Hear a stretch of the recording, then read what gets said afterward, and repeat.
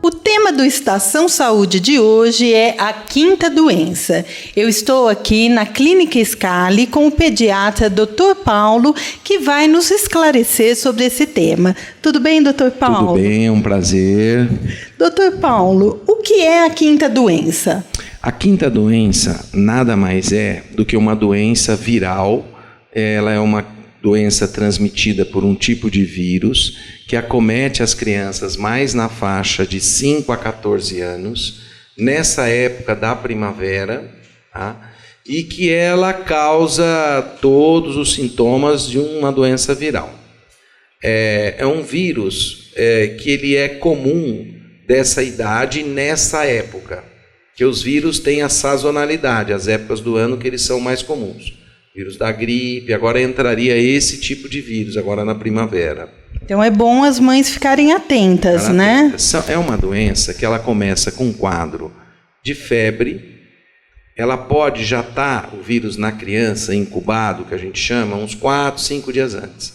Aí ele começa a ter um mal-estar, a ficar mais amuadinho, uma indisposição, aí ele começa a ter uma dorzinha de garganta às vezes, e inicia-se um quadro de febre, não muito alta, 1, 2 vezes ao dia, e com um rush, que a gente fala, um vermelhão, que começa aqui na face. Ele pode ter às vezes um discreto edema, meio avermelhado, e depois ele vai rendilhando e descendo para o braço, para o tronco e para as pernas.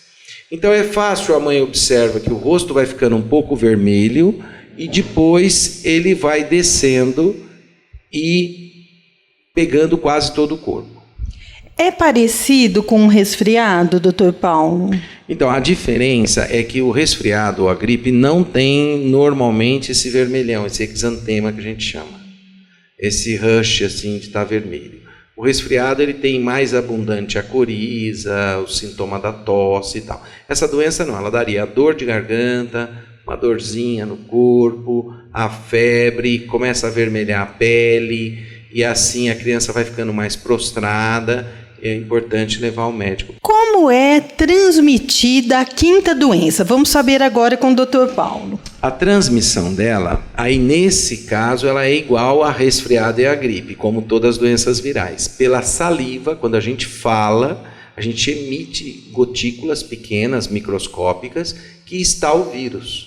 Então, aquelas pessoas que nunca foram infectadas por ele não desenvolveram o anticorpo, a defesa. Então, eles têm a susceptibilidade de contrair. O que é importante também, que nós chamamos a atenção, que às vezes nós vemos várias crianças numa classe, algumas pegam e outras não. O que significa isso? Susceptibilidade. A pessoa estava susceptível a pegar aquele tipo de vírus. É o sistema imunológico dela, que é a defesa dela, que num dado momento permitiu que esse vírus fosse até o organismo pelas gotículas que alguém tinha ele ali e desenvolvesse essa doença. Febre, calafrios, o vermelhão, mal-estar, prostração. Às vezes o médico examina, não acha nenhum foco, faz raio-x, olha a garganta. Então é aquele que a gente fala, observar por 72 horas e ver se às vezes precisa fazer alguma coisa, um exame de sangue e tal. Mas a transmissão depende disso.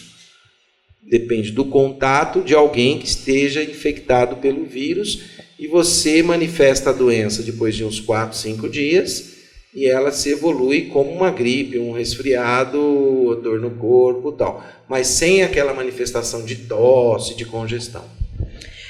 Doutor Paulo, qual é a sua dica para a mãe em casa, para que essa criança, você tocou nesse ponto, né, dela pegar facilmente as doenças? O que é importante a mãe saber e é importante ela cuidar agora nesse período?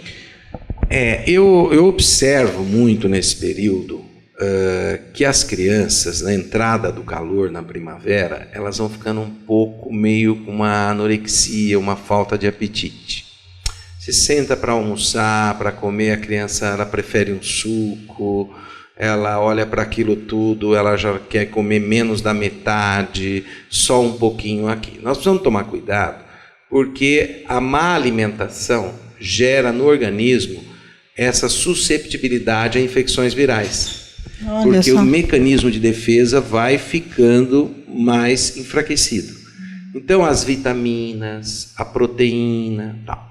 Aí você fala, como é que eu faço? Né? Ele precisaria comer e ele não quer por causa do calor, desse que realmente dá um mal-estar. Né?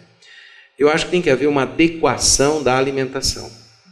Os tipos de alimentos mais suaves, mais leves, mais saudáveis. Então, as legumes, as verduras, o suco, as frutas, uma carne mais leve, mais gratinada, uma carne branca, um peixe, uma carne vermelha, mas de uma forma com um tempero mais leve, mais assada, ou uma carne grelhada, coisas assim que a criança teria mais facilidade, entendeu? Que não vai pesar tanto. Outro detalhe também, a insistência no seguinte da frequência.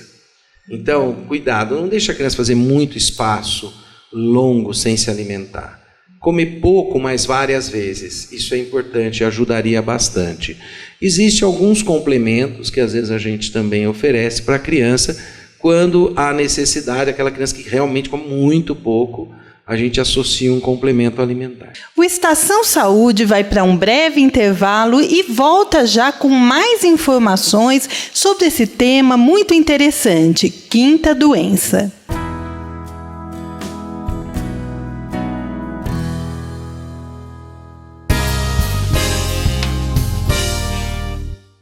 O Estação Saúde volta agora com o tema A Quinta Doença. Se você não pegou do início, é fácil. Você pode depois acessar www.estaçãosaude.blog.br e assistir as informações muito importantes que o Dr. Paulo está passando hoje nesse tema. Vamos agora saber com o Dr. Paulo se é possível evitar essa doença. Há prevenção? Eu diria que a melhor prevenção é o estado de saúde da criança, o cuidado, o zelo com o seu sistema imunológico, para que ele não capte esse vírus, ou, se entrando em contato com o vírus, ele consiga passar por ela de uma forma mais amena, mais leve.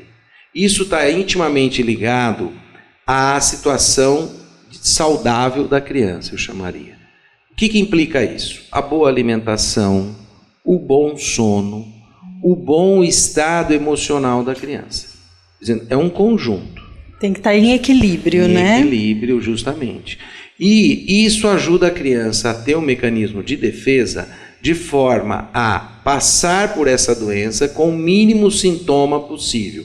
Isso quer dizer, ela vai ser com pouca febre, poucas lesões de exantema, pouco mal-estar e dias menores. Porque nós estávamos falando, 3 dias de incubação, depois nós teríamos mais uns 6, 7 dias de passar pela doença. Então, se você somar tudo, dá de 5, às vezes até 10 dias mais ou menos aí.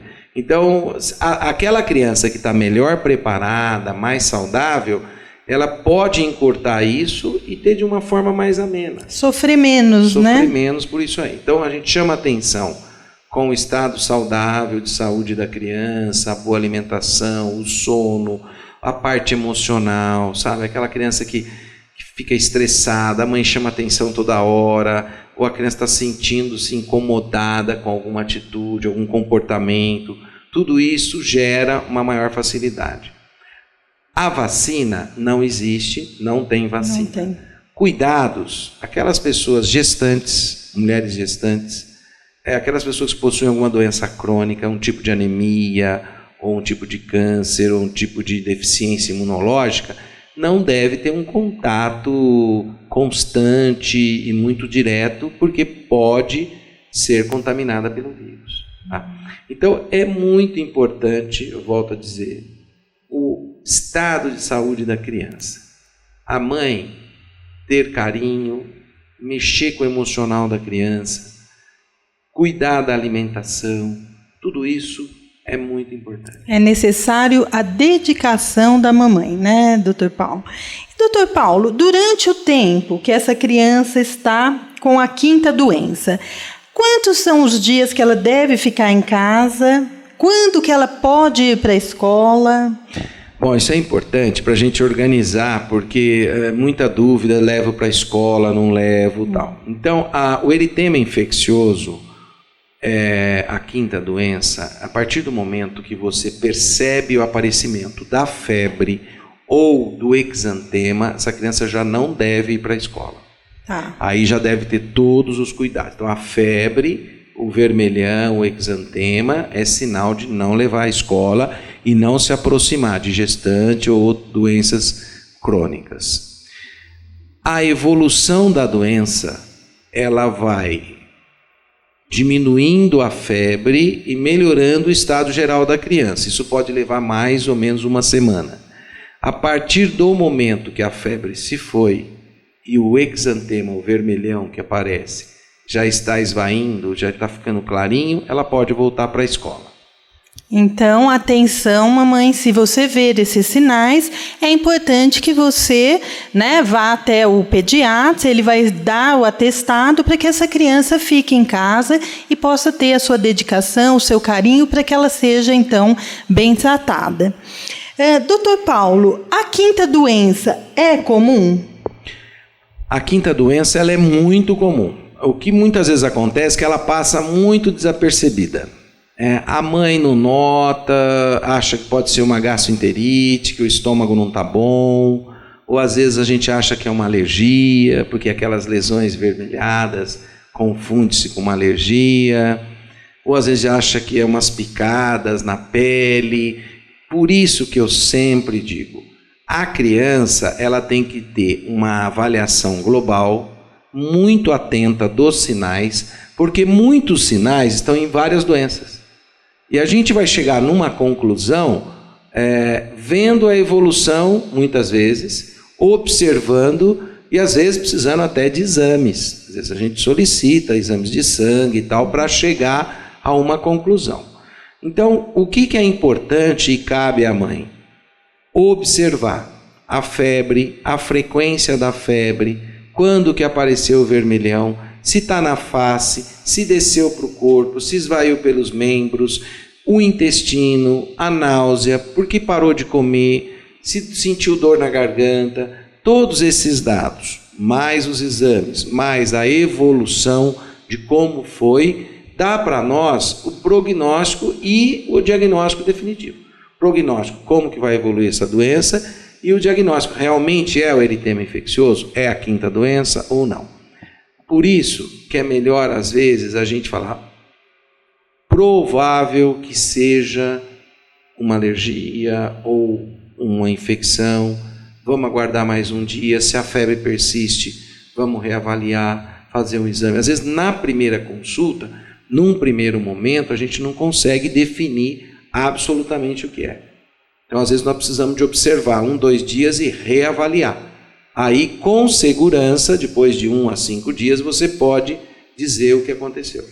A dica do Dr. Paulo é muito importante, porque muitas vezes a gente acha que a gente já pode cuidar, tratar, ver um medicamento e pode errar e está prejudicando. Então, foi uma dica aí para a mamãe, para os papais, quem cuida das crianças, que é importante. Iniciou os sinais, leve já ao seu médico, né? A primeira coisa a se fazer e correta para que não haja mesmo enganos para a criança. Nós vamos novamente para um breve intervalo e voltamos já com mais informações sobre a 5ª doença.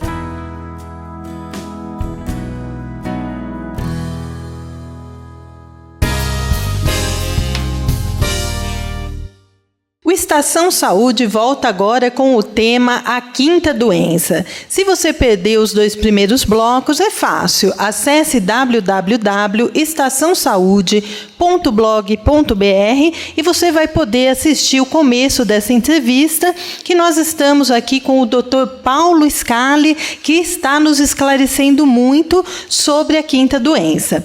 Dr. Paulo, qual que é a idade que as crianças são mais suscetíveis à quinta doença?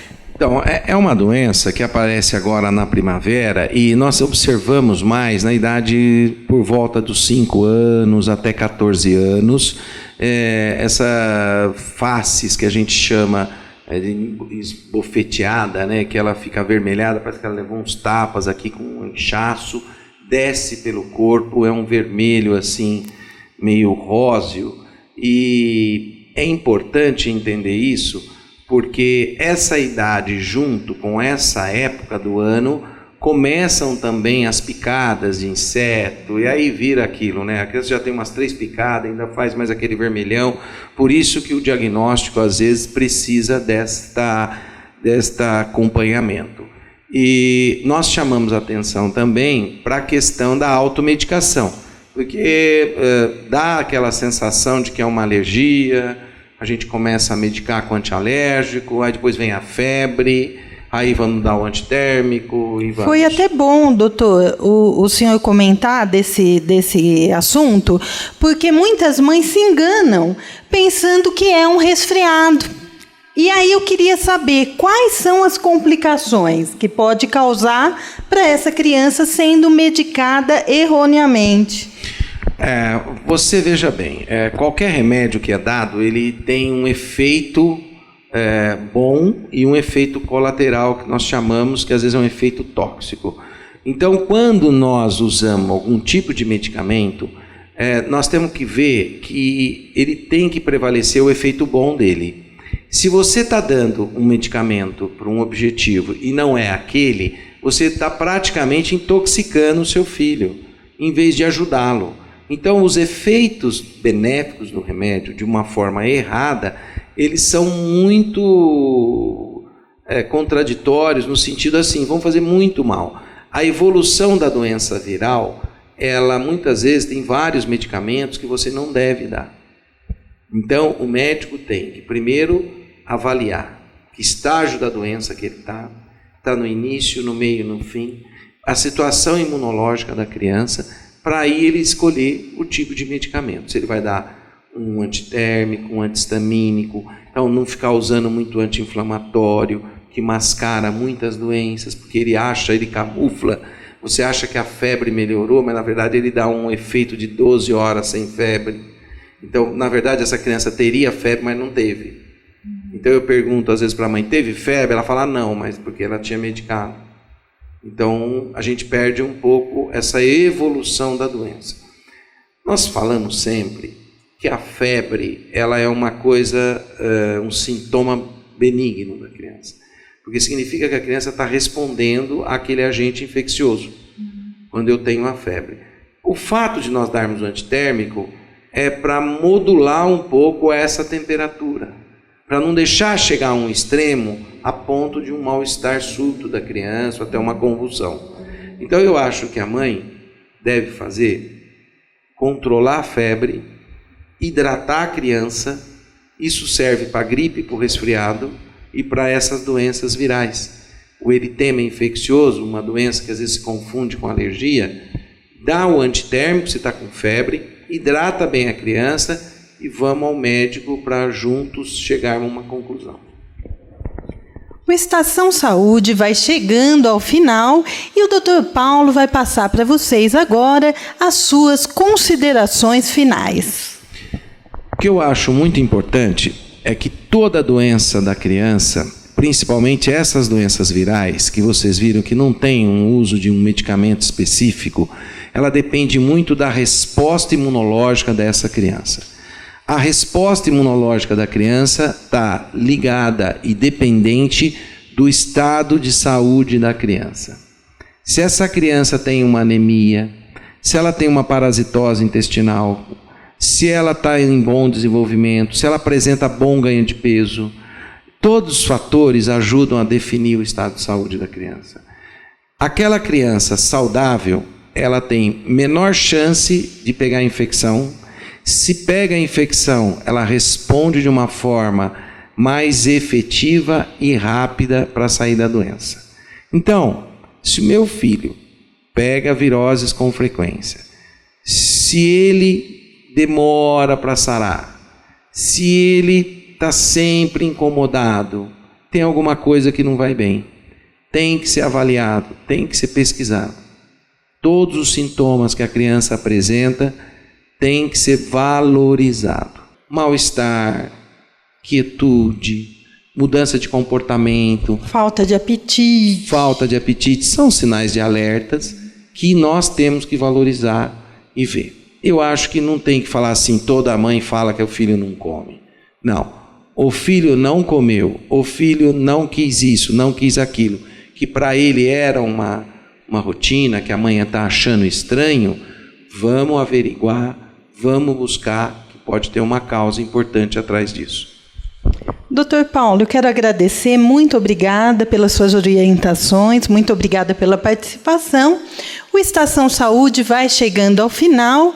Muito obrigada, fiquem com Deus e até o próximo programa.